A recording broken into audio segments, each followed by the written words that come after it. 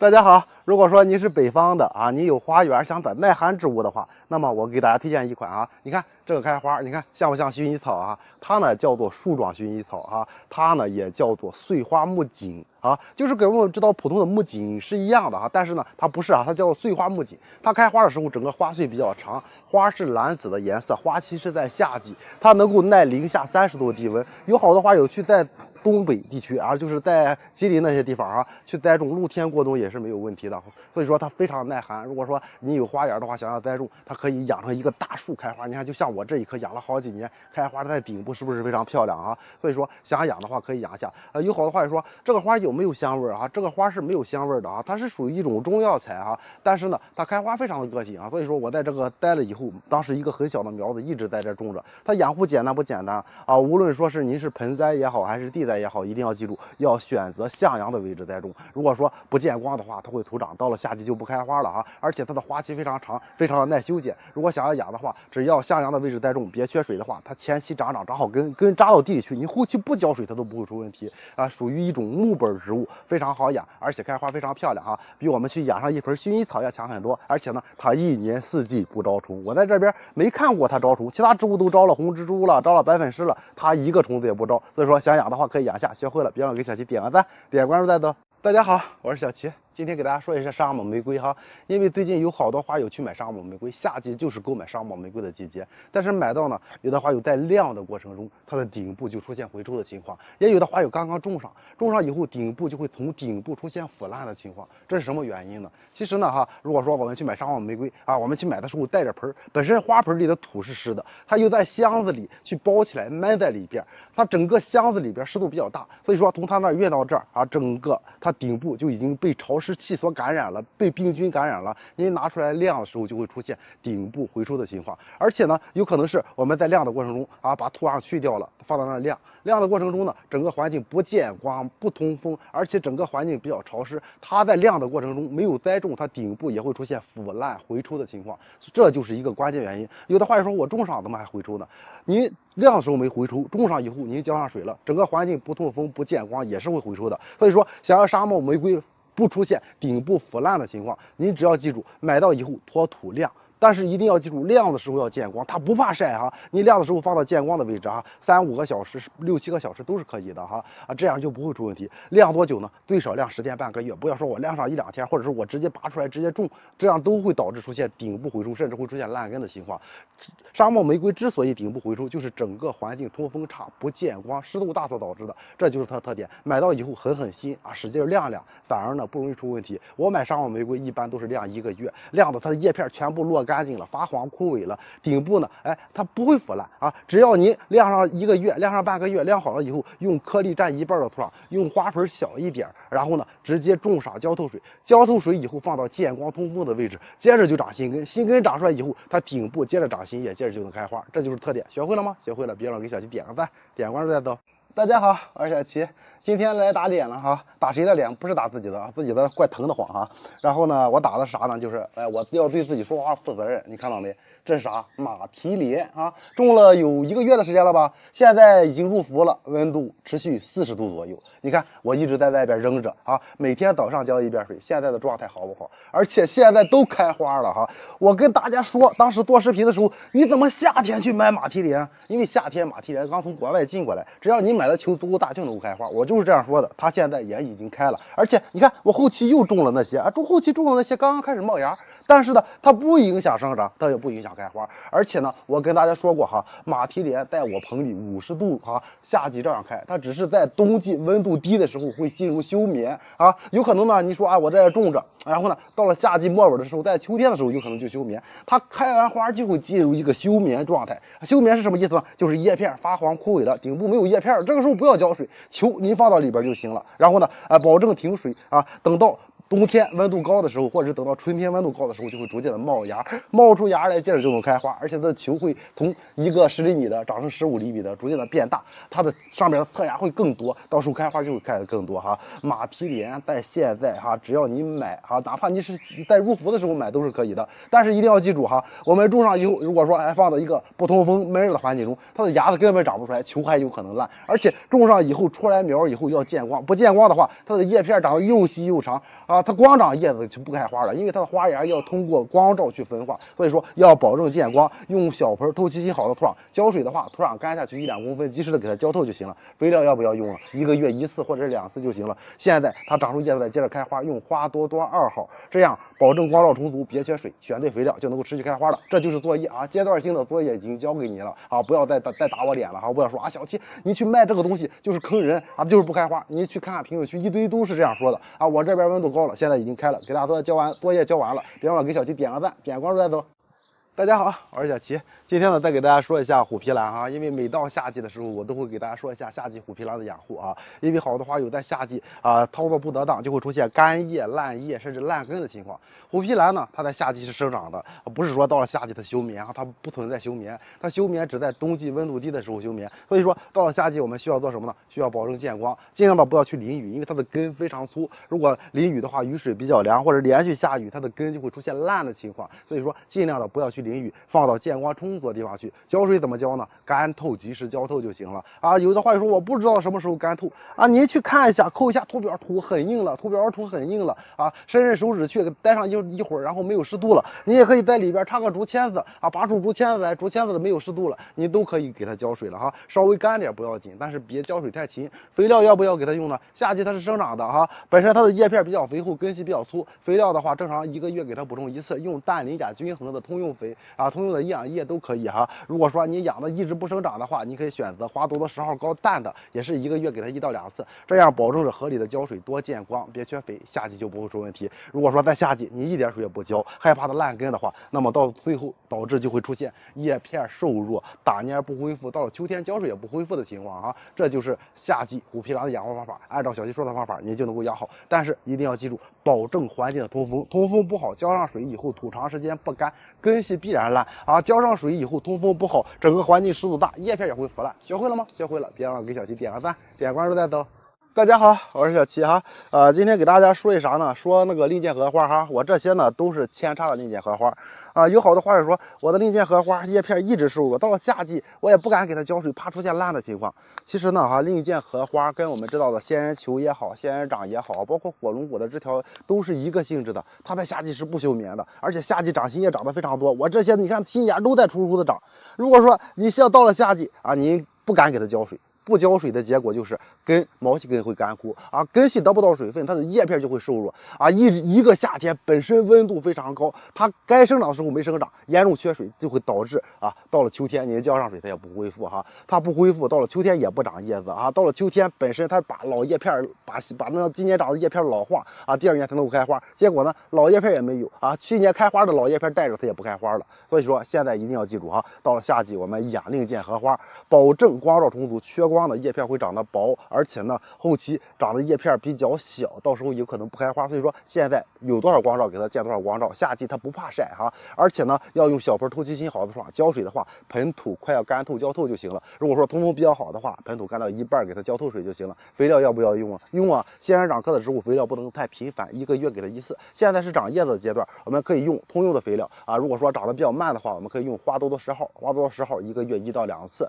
浓度1比1000，这样保证通风，保证别缺水，保证光照，它就能够快速生长了哈。如果说您的叶片已经瘦弱了怎么办？放到通风好的位置啊，一定要通风，不要淋雨。浇水的话，土壤表面干下去1-2公分，及时的给它浇透，浇水加生根液啊，这样得到充足的水分，再去补充一下花多10号的话，它瘦弱的叶片只要长出新根来，就能够快速吸收养分、吸收水分，恢复饱满啊。只要恢复了以后，再按照我说的方法去浇水、施肥、见光，就能够快速生长。夏季长的叶片到秋天变硬变老化，到在入冬之前把小叶片掐掉，保证光照充足。一个冬天经过以后，到了春天就会开苞，到时候满树全是花苞。学会了吗？学会了，别忘给小齐点个赞，点关注再走。大家好，我是小齐啊，现在已经进入夏季了。最近有花友说，我刚刚买的法师应该怎么栽种啊？其实哈，法师它是属于啥呢？属于夏季休眠的品种，你夏季就不要买了。我一直在强调，你夏季买回来种上以后，室内又不见光，接着就会哗哗的落叶，甚至从顶部出现回抽而腐烂的情况。所以说夏季就不要去买了啊！你去买法师买多肉，那么全是被人坑了。有的花友说，哎，为什么我可以买？因为你是云南的啊，云南四季如春，它不超过30度，你可以买。但是你室内它是不超过30度吗？你室内能够见光吗？不能吧啊！所以说啊，如果说您真真的买了，要怎么去操作呢？如果说您现在买了法师了，哎，买了不要紧啊，无论它多大，买回来以后需要做的是把它放到一个见光的地方去啊，放到那儿一直晾着，晾到秋天再栽种啊。如果说你像小齐这些都是比较粗的老杆子的话，哎，那么更简单了，找个有光的位置，然后把它倒过来，直接吊起来，然后吊到那，吊到秋天再种。现在你只要种上就容易出问题。他有的话就说我没地方吊，没地方摆怎么办？很简单，找点干土啊，就是我们人普通的颗粒，比如说干的河沙都可以，直接把它的根部埋到土里去，一点水也别浇，然后放到一个见光的位置，它的叶片会包起来，它会底下的叶片干掉一部分，它就不会出问题。所以说现在夏季如果您真买了就不要浇水了，直接种上不管它，或者是放在那晾着。但是晾的前提就是必须要能见光，最起码保证见1-2个小时，这样就不容易出问题了。法师最佳的购买季节是在秋冬春3个季节，其他季节就不要买了哈啊！而且呢，小齐法师很多了啊，当时是现在大半个棚都是，现在呢大部分都扔了，因为它价格掉的太快了，它繁殖速度太快，嫁接也好，去掰侧芽也好，繁殖太快，所以说都扔掉了啊！就现在这些了啊，留的大部分都是缀化的品种和好的品种啊。如果说您现在买了，按照小齐说的法去栽种上，不要浇水啊，去操作啊，就不会出问题了。如果说您栽上浇上水的话，就会出现黑腐、化水、落叶等等情况。学会了吗？学会了，别忘了给小齐点个赞，点关注再走。发财树是很多人都在养的啊，而且很多人都养不好的一种植物，因为它叫发财树啊，寓意比较好，无论是店铺开业了或家里都会养上一盆。但是为什么养不好呢？就是因为家庭环境不通风、不见光就容易出问题啊。也有好多话就说我的发财树就一根枝条一直长啊，我想给它修剪，什么时候修剪？今天呢就给大家说一下修剪。现在是夏季，夏季是发财树生长最旺盛的季节，它是属于热带植物，属于南方花，所以说您看着您的发财树这个叶片一直在长新叶的话，这个时候就可以给它修剪了。这样它在生长旺盛的时候修剪，修剪完了它会快速长侧枝，不会出现什么呢？您修剪完了只长一根枝条，这样您修剪完了以后它会多冒侧芽，到时候一根枝条上长出多个侧芽，到时候才能够枝繁叶茂。修剪很简单啊，就是我们想从什么位置修剪，直接从修剪就行了啊。有的时候话就说底下没有叶片能不能修剪？底下没有叶片也是可以给它修剪的啊。只要说啊现在是它生长，只要你养的蜘蛛啊没有出现烂根烂叶，它顶部正常的生长，这个时候你直接横剪，只要底部保留芽点就可以了。这样修剪完成以后呢，它就会快速的冒新芽。但是一定要记住哈，修剪完了并不是啊我直接给它浇水啊，直接去这样养着就行了。修剪完了我们要保证什么呢？保证见光，因为它新芽长出来能够见光，就不会出现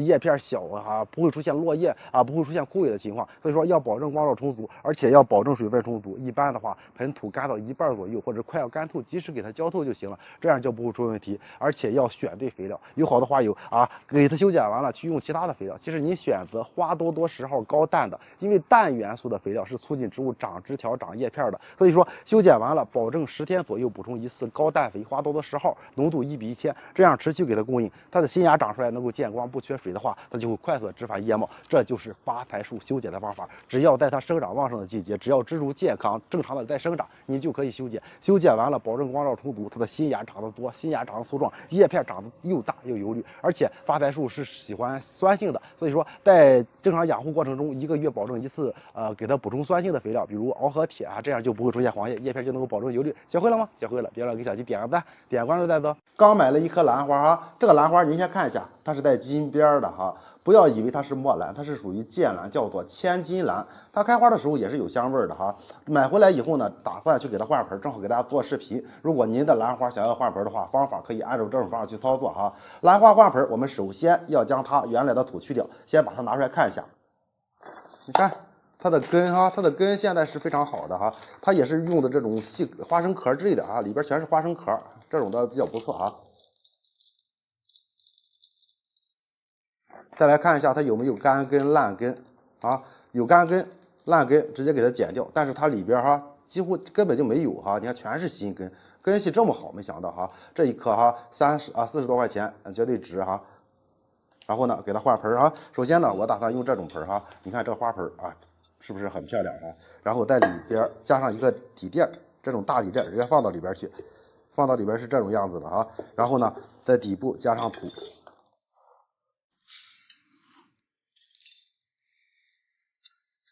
然后呢，再去找土放到这个根部的中间啊，最好是把根包裹起来。如果说啊包裹不起来怎么办呢？你可以说哎，先放到里边去啊，这样放到里边去，然后呢用手去扶着，然后慢慢的往里加土，这样加土去左右晃动，然后呢让土直接上到根的里边去，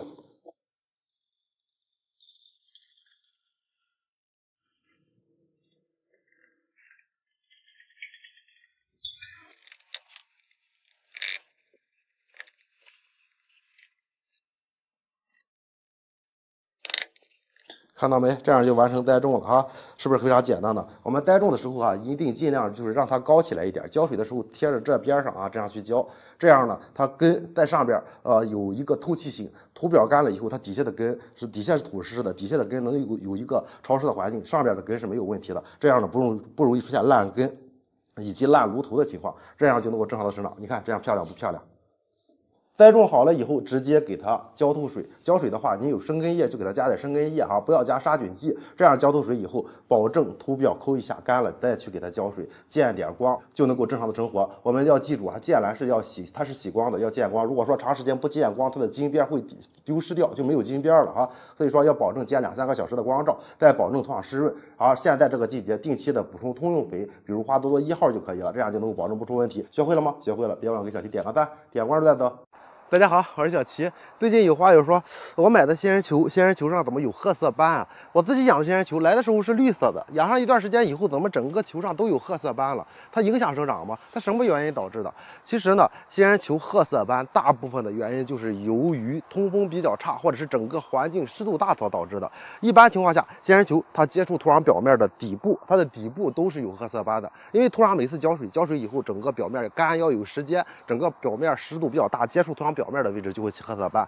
比如说连续阴天了啊，没有季节，连续阴天10天半个月，那么仙人球上会起上一个一个的褐色斑，特别是在阴天下雨的时候，你给它浇上水，那么仙人球上整个长褐色斑的几率就会增大哈。所以说褐色斑都是由于湿度大导致的，而且褐色斑影响生长吗？只要您的仙人球它褐色斑有1个2个的，它是不影响生长的，哪怕是你把整个仙人球有一半有褐色斑，它也不影响生长，但是呢，它影响美观。那么还有一个最关键的原因，就是我们养护的时候啊，整个仙人球它招介壳虫了，招红蜘蛛了。介壳虫也好，红蜘蛛也好，它趴在仙人球球体的表面，它的嘴就是刺吸式的口气，它会扎到球体的表面，扎进去以后呢，整个球就会变为褐色啊。如果说整个仙人球都变成褐色的，就是招虫所导致的。招虫以后它啃食表皮，然后导致表皮病变变成褐色，这种的球几乎就不生长了哈。所以说一定要预防虫害，特别是在仙人球的花盆里长一些那个小花的粗养草了，长一些大叶子的草了，它容易招虫，招虫以后就感染仙人球，到最后导致整个仙人球全部布满褐色斑。所以说发现草及时拔掉，发现虫害及时打药哈。我一般呢都是1个月打1到2次药，这样它就不会有虫害。一般的褐色斑都是由于连续阴天了，或者是浇完水环境湿度大了哈，它都是正常的，但是不影响生长，也不影响开花。一定要记住这一点啊！如果说你养仙人球发现这种情况，只要不是全部布满，就能够正常的生长开花。如果全部布满了，赶紧切掉看看能不能长芽。如果长出新芽来，新芽长的话，正常就没有问题了。学会了吗？学会了，别忘了给小七点个赞，点个关注再走。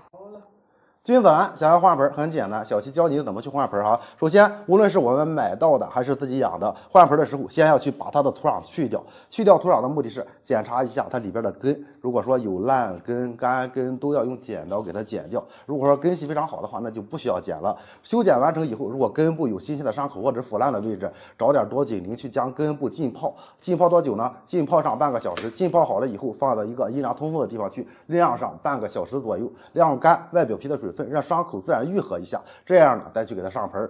我花盆用是兰花土哈，兰花土里边加了点花生壳，所谓的兰花土就是用的树皮哈，用的小颗粒的，然后里边又加了一些缓释肥。我呢是用这种陶盆去给它栽种哈，这个陶盆看着比较漂亮哈。如果我们栽种的时候一定要选好位置啊，你看它的花要这样去在前面怎么摆放啊，根据自己的喜好去摆放就行了。有的时候我们换盆的时候啊，要去在中间填充上土壤啊，它的根呢并不是很多，我们不需要在中间填充啊，我们可以把它放到里边去，这样慢慢的放进去，尽量的不要伤到根系哈。然后放进去以后怎么办呢？然后你看它的这个地方嘛，要跟花盆齐平啊，这个位置哈，刚刚露出它的这个根盘的位置，然后呢，慢慢的往里加土。因为这个土颗粒是比较小的，我们加的时候它内部自然就会填充进土壤去，所以说不需要在它的根部内部填充，然后只需要晃动花盆就行了。这样去晃动它的根内部自然就会填充满土啊，这样直接给它去种上。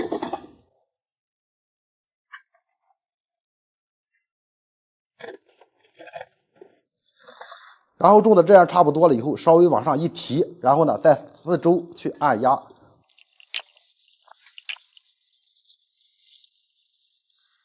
这样就完成换盆了啊。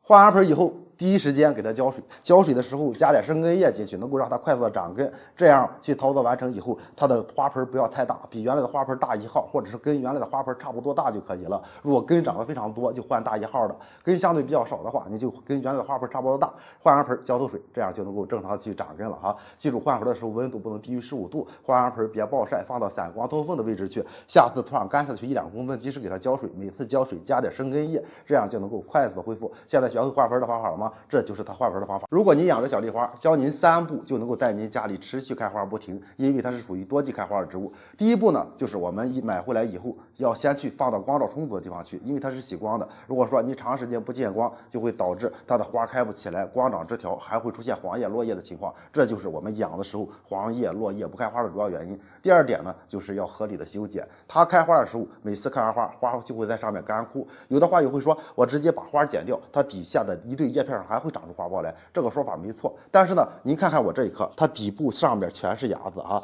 但是呢，它的顶部也长出花苞来了。这样的结果就会导致底下的芽子长出来以后，把养分全部吸收了，导致上边的花苞即使长出来，开花开的也会很小，甚至会张不开。所以说，只要前期开的比较均匀、比较爆，上边所有的花苞都已经打开了，然后呢，开完花以后，我们及时的去修剪。修剪就是从下部秃枝条上往上数，保留新芽4个到6个左右就行了。根据您整个植物冠幅，一般建议您保留4个芽，这样把顶部直接剪掉。剪掉以后呢，它剩下底部的4个芽子就会快速的生长，每个芽子长到10厘米左右，长到5厘米左右，就会从顶部去长出花苞来开花。这样再次开花的话，一次开出多个花来，并且花都开得非常大，非常的漂亮，这样就不会导致后期开完一茬上边长出花苞来，开出来非常小，很难看，这就是一个主要的原因哈。但是一定要记住，第3步是最关键的。第3步就是修剪完成，及时的补充肥料。由于它的枝条要继续生长，长高了才能开花，不能缺少氮肥，我们不能使用磷酸二烯钾，我们需要用的是花多多2号，磷元素含量高，其他元素也不缺失的。磷酸二烯钾它是只含有磷和钾的，用花多多2号10天左右一次，直接兑水1:1000的浓度，兑好了以后浇到土壤当中去，这样土壤中有充足的磷元素，不缺少氮元素，它底下的新芽就会快速长，长的同时得到充足的磷元素，长到一定高度就能够彻底的开爆盆。其实呢，小丽花和大丽花是一样的，一个是栽到地里，一个是栽到花盆里。想要让它彻底的开爆盆，想让它一直持续开花，按照我说的方法，光照充足，定期开完花去修剪，保证磷肥充足，哪怕它在开花，磷元素的肥料也就要继续补充，这样你养的就能够持续开花了。学会了吗？学会了，别忘了给小齐点个赞，点关注再走。大家好，我是小齐，今天给大家说一下君子兰哈。有花友问我，君子兰什么时候换盆合适？我们要记住哈，君子兰有2种情况是必须换盆的。第一种情况就是我们养的君子兰，它的烂叶烂根非常严重了。这种情况下肯定是土壤有真菌啊。我们如果不换盆，它烂根严重，整个植物就会死掉。所以说必须要换盆。第二种情况呢，就是它一直不长了啊。它不长是什么原因呢？有可能我们是用的土壤里边已经没有养分了，我们补充也没有作用，而且呢，有可能是它把根系彻底长满了，就必须要去换盆了。这2种情况是必须要换盆的。那么我们平常应该怎么换盆呢？就是等，如果你想要换盆的话，等它开完花以后去换盆。什么时间呢？春秋2个季节，但是最佳的季节是在春季。为什么在春季呢？因为春季它开完花，我们去把残花剪掉，然后去给它换盆。换完盆以后，在春天是生长的，春天长根，到了夏季度夏的时候就比较简单，到了秋季还能够长根、长叶子，到了冬季之前就能够分化花芽去开花。如果说我在秋季换盆可以吗？秋季换盆的话，你可以换完盆以后，它要先长根，长满根以后才去分化花芽。有可能您在秋季换完盆以后，你养的这棵大棵的君子兰它就不开花了。所以说，最佳的换盆季节是在春季啊，在它开完花以后，如果出问题了，2种情况必须要给它换盆。这就是今天要给大家说的，学会了吗？如果你想要换盆不会换盆的话，下个视频给大家说一下怎么去给君子兰换盆。大家好，我是小齐。最近一直有花友问，现在是夏天了，能给仙人球换盆吗？你要记住一点啊，仙人球它喜热不喜冷，温度低于10度或者是低于15度，你能不换盆就不换盆。如果温度持续在20度以上，哪怕是30度、40度都是可以换盆的，因为它在这个季节是生长的。但是有的花友说，我是不是我自己养的，想要去换盆的时候，直接去把它从土里拿出来种到新的一个盆里就行了？这样是不合适的啊！仙人球无论是自己种的还是买到的，换盆要干什么呢？要修根。你看我这些都是自己种了好几年的哈，这些都是刚刚刨出来的。而且都把毛细根给它剪掉了哈，只保留粗根。而且要记住一点，它的粗根，如果说看着这个粗根带着细尖的话，比较长的话，这个粗根的细尖要给它剪掉，就是把它粗根短截一下。这些粗根短截了以后呢，它会从粗根上再长新根。如果说粗根带着尖啊，如果你直接种上的话，它的粗根继续长长，它的长势会缓慢，因为粗根是储存养分的。把粗根短截以后呢，上面长出毛细根，长出细根来，细根是吸收养分的，细根吸收养分快，然后球就会快速生长。所以说一定要修根，而且呢，如果粗根带着根尖，你不去修剪的话，种上以后它粗根本身就不长毛细根，水稍微多一点就容易烂。这就是栽种仙人球的方法，一定要记住。无论是买到的还是自己去养了多年的，想要换盆的话，必须修根晾。那么晾多久呢？我一般都是晾半个月以上。如果说您是自己种的，建议您也是晾半个月以上。如果新买的话，能多晾就多晾，因为它在原来的环境中放到您的环境中晾的越久，它虽然瘦点，但是栽种上以后伤口愈合的好，浇上水，感觉到湿度，接着就长新根，到时候就能恢复过来。这就是仙人球栽种的方法，学会了吗？学会了，别忘了给小鸡点个赞，点关注再走。大家好，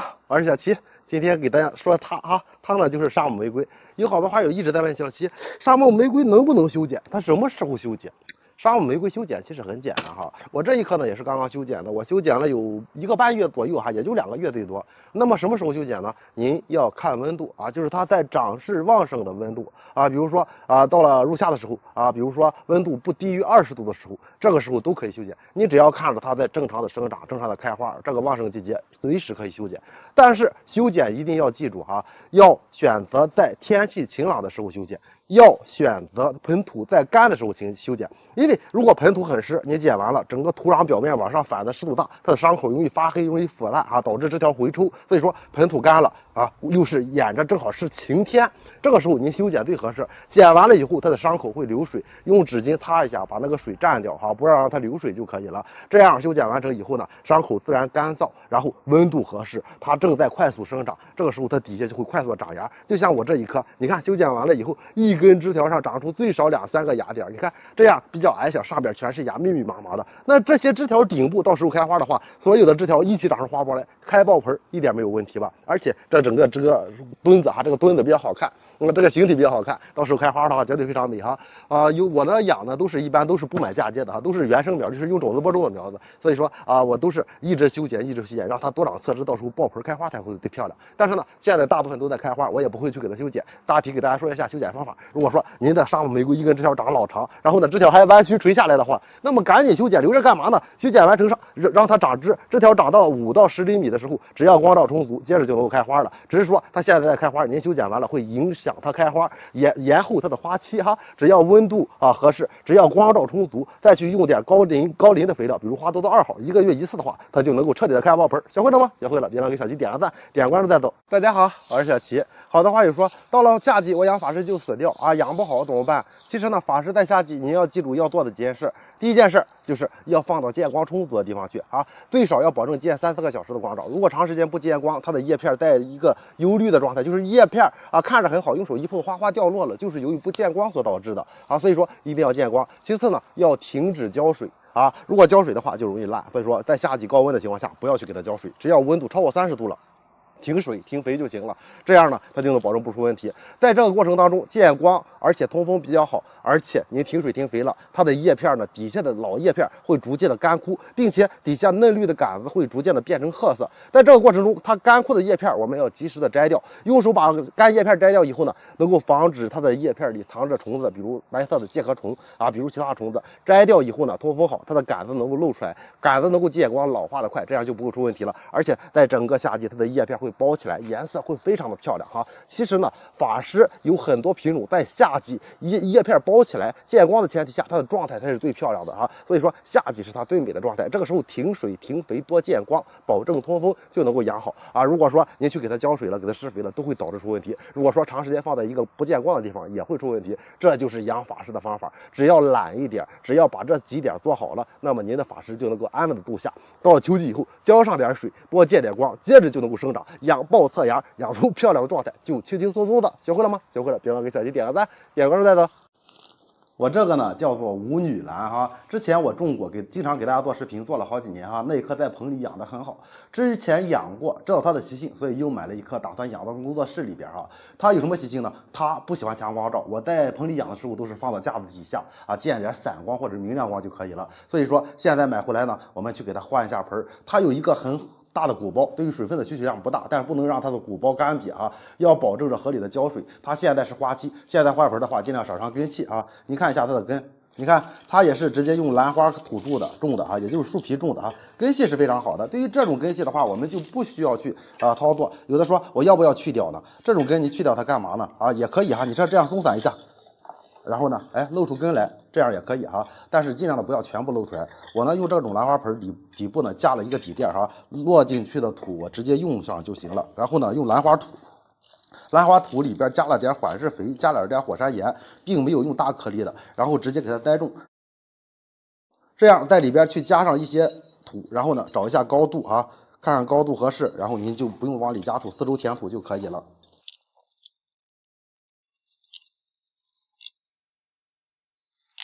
然后这样就完成栽种了啊，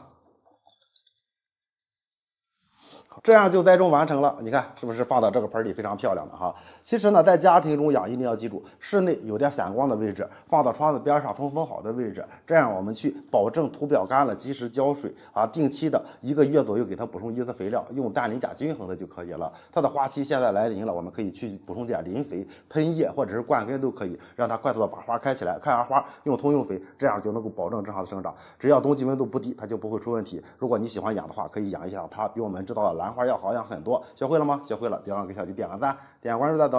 大家好，我是小齐，正好今天回家了哈，给大家说一下腊梅。因为最近有好多话友说，我养的腊梅每年它都不开花，而且开就开1、2个。其实啊，有腊梅开花少哈，跟修剪有很大的关系哈。你看我这一棵呢是养了好几年了哈。然后呢，我是从春天开完花以后就一直没有给它修剪，它的枝条都长得很长。像这种长枝条的话，你要不要修剪呢？你要看底部哈，你看它底部它的主干非常粗，因为它只要顶部在生长，底下就会逐渐的变粗啊。无论是当年长出来多久的芽子，它变粗了以后呢，底部上部越长越长，底下你要怎么修剪呢？你看看啊，一般呢，我建议第一次修剪的时候要保留枝条长一点啊。一般的话，你看这个枝条我就保留20到30厘米，然后呢，从这个芽点的位置直接给它剪掉。这样剪掉以后呢，它底下的主干会变粗，而且它发芽，即使发芽也是从这个地方去发芽。所以说，你看底下开始变硬啊，并且变褐色了，把顶部剪掉，它在夏季或者是在入秋的时候会从这个地方长芽子。但是到了秋季末尾的时候，它底下这些芽点上全部都会长出花苞来。等到冬天的时候，你看它长出花苞来了，再去给它修剪一下，底下的花苞全部就能开放，因为它开花是从当年长的枝条变硬变老化以后，它所有的芽点都开花。如果说你一直给它短结，最后没有几个完整的芽点，而且枝条到了秋天长出来的是非常细的，它是不开花的。所以说一定要掌握好这一点。等到它春天开完花，长上一段时间，枝条底下变粗变硬变半木质化变褐色了，这个时候将顶部剪掉，保留长一点。即使剪掉以后，它长芽也是从顶部长。这个时候呢，等到看着花芽长出来了，等到秋季末尾的时候，再把顶部这个2个芽点给它剪掉，这样咔嚓一剪刀给它剪掉，剩下的都是花，到时候一起就能够开花了。我养的每年都是能够开花，然后呢，所以说就是这样去修剪的。您修剪的勤了啊，虽然说整个株型好看，但是呢，它开花性能会减弱。这样去修剪的话，它就能够年年开花了哈。在整个养护过程中，一定要记住保证肥料充足。一般的话，在春季开完花以后，它就是进入长枝条的阶段，这个时候可以用花多10号，一直持续使用，直到秋季来临。秋季来临了，我们就要去用高磷的，比如磷42氢钾啊，这样去用上以后，它的枝条停止生长，到时候呢，枝条上在入冬之前长满花芽，到时候就能够开花了。这就是修剪方法，学会了吗？学会了，别忘了给小鸡点个赞，点关注再走。现在有很多地区已经进入梅雨季节了，有连续阴天下雨。如果说连续阴天超过1周的话，我们养的仙人球就容易出问题。这个时候，好多花友说，我养的仙人球现在连续阴天需要注意啥？需要做啥哈？你要养仙人球，如果说遇到连续阴雨天，看天气预报啊，如果连续阴天下雨的话，那么在天气阴的情况下啊，阴天下雨的情况下，不要去浇水啊，也不要去淋雨，因为你浇上水，整个环境不见太阳，浇上水，土壤表面一直很湿，或者是球体上一直很湿，整个球就容易烂，上边长霉斑，整个植株根系由于长时间水泡，它的根就会烂，根烂您发现不了，整个球就会直接腐烂化水。所以说，遇到连续阴雨天不要浇水啊，阴雨天整个环境湿度大，它球体也能够吸收湿度，它不会干死哈。所以说，等到天气晴朗的时候浇上水，连着3、4天晴天浇上1次水，等这3、4天晴天见太阳，它土壤表面面的水分没有了，再阴一天都没有问题。所以说连续阴一天要注意不要浇水。其次呢，如果说您那边环境非常的差啊，就是不通风，那么这个时候呢，在阴天下雨之前，你可以去整个盆土就是整个球，包括土壤表面去喷一次杀菌剂啊，喷上杀菌剂，防止球体烂，防止土壤表面长霉斑，这样也不会出问题。还有一个就是我的仙人球在开花，开完花以后开花呢，然后正好遇到阴天了，那个花应该怎么处理呢？如果说现在它开花，花开败了，遇到连续阴一天了，一定要及时的把残花剪掉，因为你不剪掉残花，它这个花在阴天的情况下会上面长毛发霉，然后呢，它这个花发霉了以后，它会顺着这个花和那个球体连接的位置渗透到球里去，导致整个球腐烂。所以说，发现阴天下雨，它开完花以后，及时的把花掐掉。如果说掐掉花的时候有一个很大的伤口，我们找点杀菌剂，比如多菌灵，直接抹上啊，抹上，找一个吹风机，用冷风去将这个表面就伤口吹干啊，这样就不会出问题了，是不是非常简单了？其实呢，养仙人球遇到连续阴天下雨很简单哈，我们只需要去喷射杀菌剂啊，保证通风。再一个呢，就是不要去浇水哈。开花的话，把花及时的剪掉，把花的伤口处理一下，这样就不会出问题了。你学会了吗？学会了，别忘了给小齐点个赞，点关注再走。大家好，我是小齐，今天再给大家说一下橡皮树哈。为啥又说它呢？上次刚刚给他说完修剪哈，也就是不到2周的时间啊，有好多话就说我也跟着按照你的方法修剪了，但是修剪完成以后，为什么每一个枝条剪完了，留下4个芽点也好，留下2个芽点也好，只长1个芽啊，一根枝条剪完了再长1个芽，这样就非常难看了。其实呢哈，修剪方法我告诉你了，但是你后边的你没听清楚，修剪完了要干啥？1. 保证光照充足，2. 要保证肥料充足，因为它现在是旺盛生长季节，你修剪完了，它会快速的去汲取养分，然后呢去长侧芽。你看我这些，你看每一个修剪完的啊，你保留3个芽点的，它长3个芽；你看保留4个芽点的，它长4个芽。几乎每一个修剪的枝条保留的地方啊，只要带着叶片、带着茎秆连接的地方的，都会冒出芽点来。不像您说的啊，留了3个芽点只长1个，这是为啥呢？因为肥料要跟上啊。怎么去施肥呢？我说了哈，用花多10号，氮元素含量高，其他元素也不缺失的。这样的肥料是高氮的，能够促进它快速的长新枝。一般情况下10到15天一次，1个月2到3次就可以了。得到充足的养分，你想让它不长芽都难，因为这个季节是它生长的季节，只要养分充足，只要盆土快要干透，及时浇透，保证光照充足，它的芽点就会快速的萌发。到时候见光充足，新芽长出来以后又粗又胀，叶片颜色好看，到时候就能够彻底的长苞哈，这就是方法。您之所以说，我去给它修剪完了，它怎么长1个芽？要么你在温度不合适的季节修剪，它不生长你去修剪，这样不行；要么就是您修剪完了没有补充肥料，用盆去栽培的，土壤中没有养分，它得不到养分，它也就憋出1个芽来。即使后期憋出2个来，其他的芽点有可能就枯萎了。现在学会了吗？赶紧去啊，修剪完了补充下肥料啊。如果枝条长长了没修剪的，赶紧修剪一下，按照小齐说的方法，绝对能够养好，绝对能够枝繁叶茂。学会了，别忘了给小齐点个赞，点关注再走。这段时间呢，一直在给大家去说马蹄莲，好多话友说你去年不是种了1棵马蹄莲吗？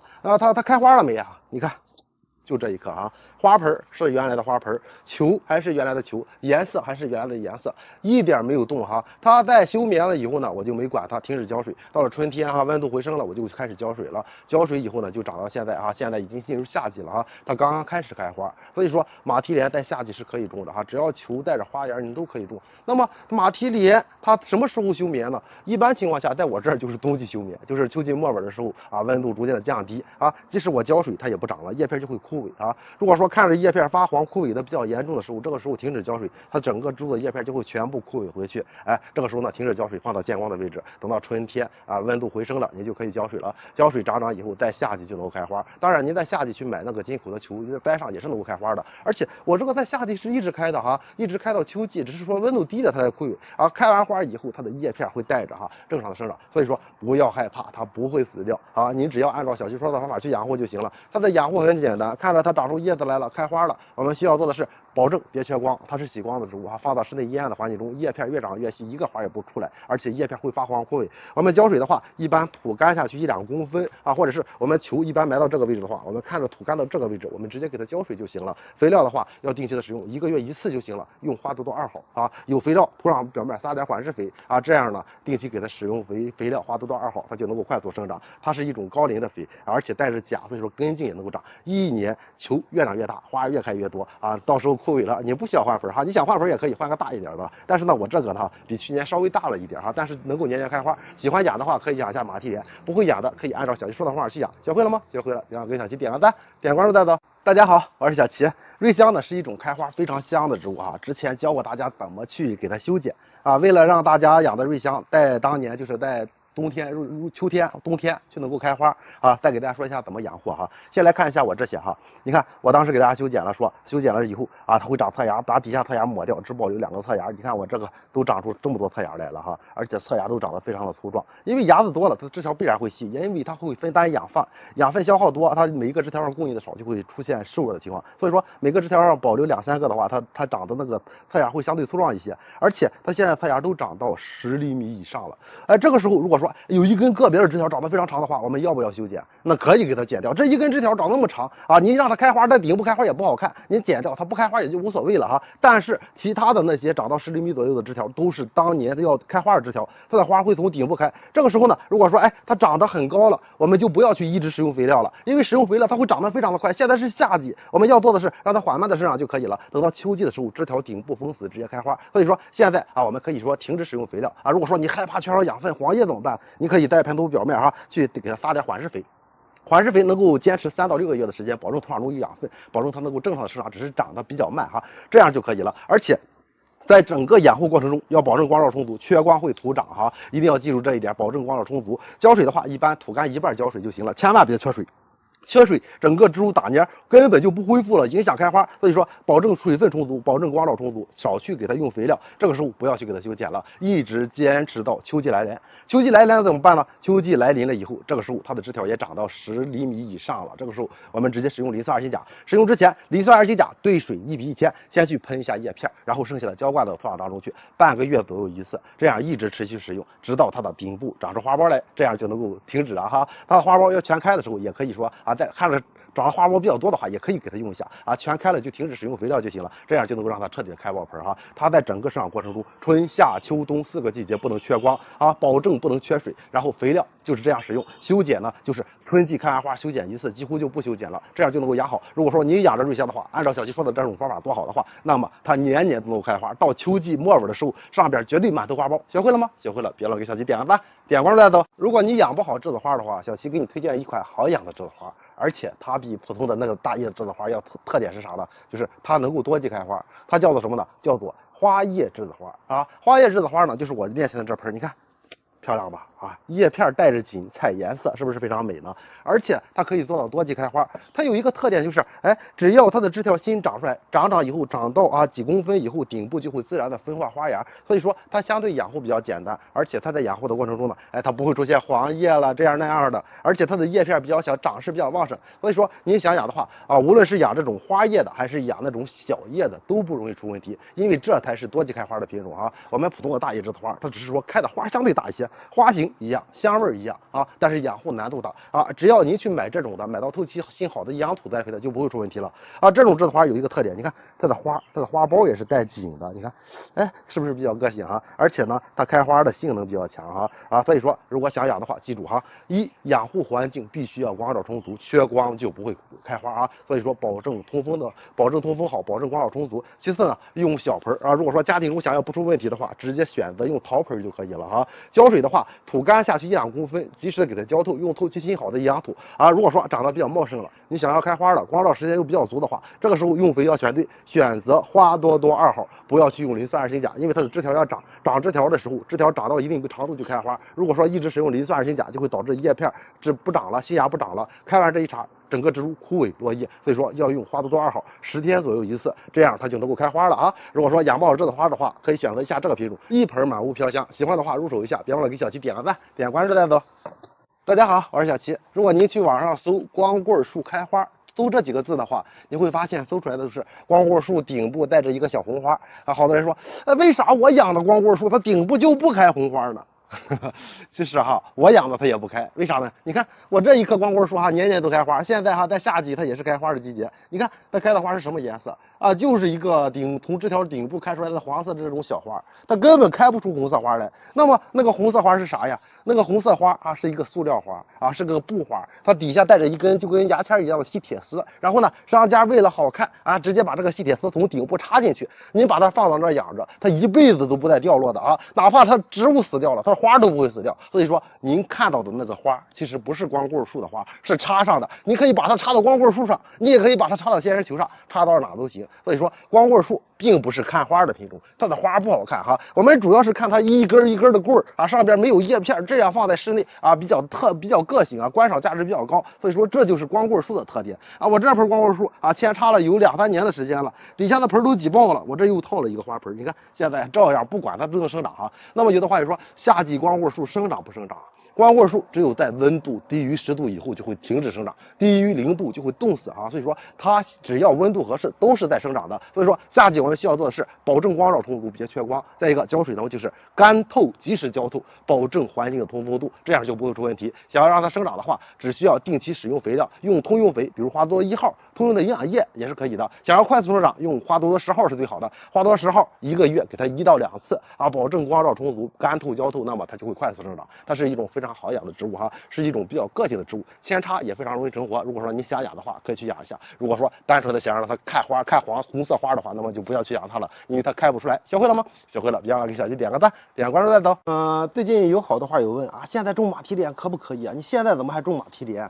其实呢，马蹄莲的种球，它只要说带着花芽了，你现在是可以种的哈，只要你环境通风能见光就行了。你看我这个种了有10多天了，现在苗子长得这么高了啊，它现在长得非常好啊。我前边3盆是种的早的，后边这几盆种的晚的，它现在也出芽了。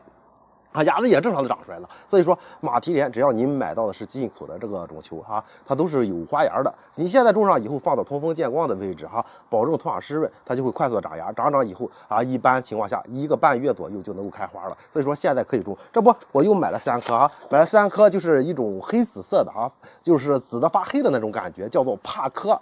这个马蹄莲呢颜色比较好看，所以说我又买了3颗，打算再把它种上哈。马蹄莲栽种一定要记住，花盆不要太大，一盆种1颗就行了。一般口径在15到20厘米，用矮一点的花盆，直接用透气性好的土壤，直接在底部加上土壤，把种球放上，盖土的话2、3厘米就可以了，直接给它浇透水，放到见光的位置，这样它的芽子一冒出来，接着能够见光，它的叶子就不会晒伤。只要见光充足，通风好，土壤干得快，就不会烂球。只要通风好、见光的话，它的叶子长到20公分左右，底下就会不断的往外冒花苞，一个种球开出10几枝花是没有问题的。这样就比我们去花市买一盆苗子，买回来以后转换大的花茎啊，带着叶子带着花放到您家中，结果呢，越养黄叶子越黄，也不开花了，最后整个植物枯萎了。所以说您自己种球，它在您的环境中长出叶子、长出根来，您怎么养它都不会出问题，就能够持续的开花，开到秋季是没有问题的。所以说，如果想要种的话，可以去选择一下。现在呢，买种球比买苗子要便宜啊，喜欢的话可以入手一下。